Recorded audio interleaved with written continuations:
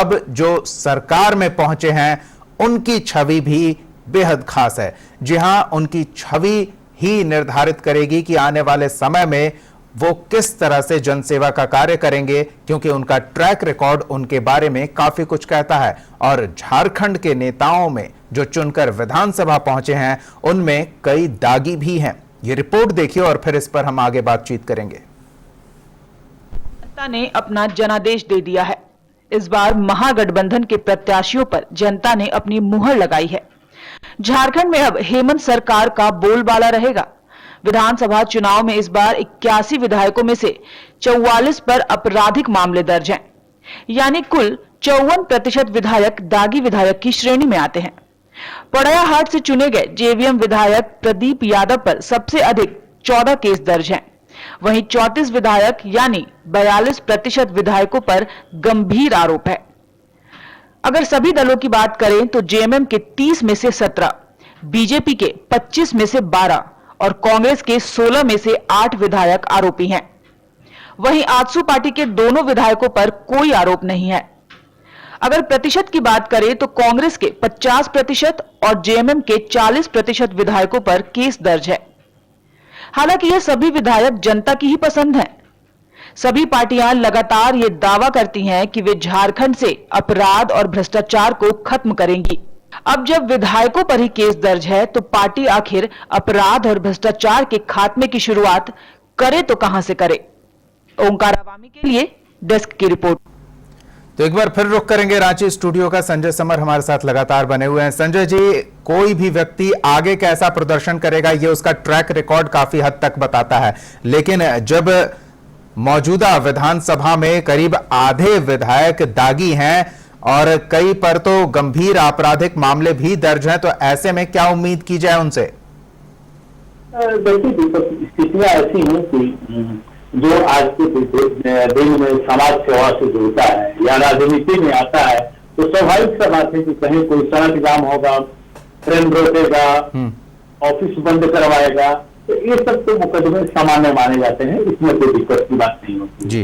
लेकिन जो मुकदमा प्रदीप यादव पर है, जो झारखंड विकास मोर्चा से जुड़े रहे हैं, झारखंड विकास मोर्चा के विधायक हैं, जो बंधु तिर्की हैं, तो झारखंड विकास मोर्चा का जो 2 विधायक जीते हैं, एक बाबूलाल मरांडी जीते हैं, इतनी साफ छवि अच्छी छवि बाबूलाल मरांडी की है, उसकी तुलना में न तो बंधु तिर्की की है और न ही प्रदीप यादव की है। और रही बात सामान्य सी बात की समाज को क्या लोग सुरक्षा देंगे, कैसे राज्य को चलाएंगे, तो राजनीति अभी के समय में जो स्कॉवट से चल रही है तो बहुत साफ छवि के लोगों को खोजना भी बहुत टफ है। और वैसे लोग सक्सेस नहीं हो पाएंगे या तो राजनीति में नहीं आएंगे। और लाल बहादुर शास्त्री का जमाना तो रहा है जी। अब राजनीति सिद्धांत की भी राजनीति नहीं रही कि हाँ किसी एक सिद्धांत पर चल रहे हैं। इस बार के चुनाव को अगर हम देखें तो सिद्धांत पूरी तरह तार हो गया, चाहे इसको टुकड़े टुकड़े भारतीय जनता पार्टी ने किया, चाहे जेएमएम ने किया, चाहे आजसू ने किया। अब सुखदेव भगत का मामला उठा लें तो पूरी उम्र उन्होंने कांग्रेस में रहे, इस बार भारतीय जनता पार्टी से चुनाव लड़े। प्रदीप पाल मुश्किल को देखे तो पूरी उम्र कांग्रेस में रहे, अब अभी वो आजसू से चुनाव लड़े। तो एक जो सिस्टम जो चल रहा है वो उसी सिस्टम में अपराध या आपराधिक मामले प्रतिद्वंदिता के आधार पर लगाए जाते हैं। अभी सरजू रहा है, अभी मुख्यमंत्री रघुवर दास के खिलाफ चुनाव लड़े, उनके ऊपर भी मुकदमा हो गया कि भाई 83 जितनी जमीन किसी महिला को जबरन लिखवा लिए, महिला आयोग में वो महिला चली गई। तो प्रतिद्वंदी इतने नीचे आकर के राजनीति करने लगे हैं उससे सरकार रहती है प्रतिद्वंदी की तो 5 लेकिन क्या कहा जाए, ये जनता के चुने हुए ही प्रतिनिधि हैं, तो जनता ने कुछ सोच समझ कर ही चुना होगा या फिर विकल्प के अभाव में चुना होगा। लेकिन अब चुनावी प्रक्रिया में एक नोटा का भी विकल्प है, तो अगर कोई प्रत्याशी लोगों को पसंद नहीं तो वो नोटा का बटन दबा सकते हैं। लेकिन जनता ने नोटा का बटन दबाने से बेहतर इन आपराधिक पृष्ठभूमि वाले कुछ लोगों के सामने का चुनाव चिन्ह दबाना बेहतर समझा और उन्हें चुनकर विधानसभा में भेजा। लेकिन क्या सरकार की मंशा है, यह भी बहुत महत्वपूर्ण हो जाता है। हेमंत सोरेन दिल्ली पहुंचे हैं, आरपीएन सिंह दिल्ली पहुंचे हैं, सोनिया गांधी के साथ मुलाकात होने वाली है, कैबिनेट का क्या स्वरूप होगा इस पर चर्चा होने वाली है। तो क्या लगता है कि कैबिनेट कम से कम परहेज करेगी इन दागियों को लेने से? देखिए, अभी कैबिनेट का माने या राजनीतिक दल का माने, तो ये एक आम धारणा हो गई है, खास करके राजनीति में, कि जब तक कोर्ट तमीज नहीं करता है उसको कोई अछूत नहीं मानता है। कोर्ट अगर तमीज करता है तब ये माना गया है कि फलाना व्यक्ति दोषी है। बाकी मुझे नहीं लगता कि उससे जिन लोगों पर मुकदमे हैं और उन पर परहेज किया जाएगा, या जिन लोगों पर मुकदमे हैं उनको किनारे किया जाएगा।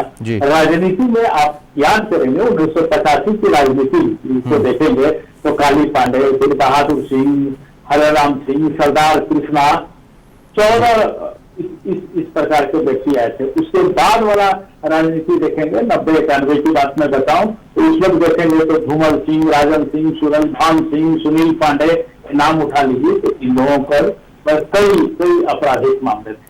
तो वो मामले नहीं रखते हैं। आज के समय में ये कहना मुश्किल हो गया है कि राजनीति का अपराधीकरण हो गया है या फिर अपराध का राजनीतिकरण, अब फर्क करना बेहद मुश्किल हो गया है। लेकिन अभी संजय जी बता रहे थे और हमने जब बीजेपी के अंतरकलह की बात की थी तो उस समय हमने एक रिपोर्ट दिखाई जिसमें रघुवर दास, संजय जी भी बता रहे थे कि रघुवर दास के परिजनों की संपत्ति में काफी बढ़ोतरी हुई है। भले ही रघुवर दास की संपत्ति अब फिर से घोषित होती है तो उसका अनुमान लगाया जाएगा क्या होता है, लेकिन जो विधायक इस बार चुनकर विधानसभा में पहुंचे हैं या फिर जो चुनावी मैदान में खम ठोक रहे थे वो भी कम धन दौलत वाले नहीं थे। तो शुचिता की राजनीति जो होती है, स्वच्छता की राजनीति जो होती है, वो जैसा संजय जी अभी कह रहे थे कि अब वो वक्त नहीं है, और वक्त अगर कोई निकालता भी है तो हालात नहीं है कि शुचिता और स्वच्छ राजनीति की जा सके। ऐसे में इस बार जितने जनप्रतिनिधि चुन के आए हैं उनकी क्या संपत्ति है, इससे जुड़ी एक रिपोर्ट देखते हैं और फिर इस पर भी थोड़ी बातचीत करेंगे।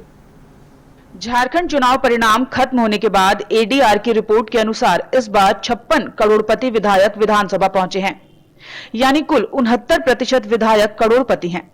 इसमें सबसे अधिक संपत्ति लोहरदगा के विधायक रामेश्वर उरांव के पास है। उनके पास 28 करोड़ से अधिक की संपत्ति है। उसके बाद दूसरे नंबर पर हैं पांकी के विधायक कुशवाहा शशिभूषण मेहता। इनके पास 27 करोड़ की संपत्ति है। करोड़पतियों की इस लिस्ट में मनीष जायसवाल, सुदेश महतो और राजेंद्र प्रसाद सिंह का नाम भी शामिल है। वहीं सबसे कम संपत्ति की बात करें तो जुगसलाई विधायक मंगल कालिंदी के पास सबसे कम संपत्ति है। साथ ही बड़का गांव की अंबा प्रसाद के नाम भी कम संपत्ति वालों की गिनती में ही आते हैं।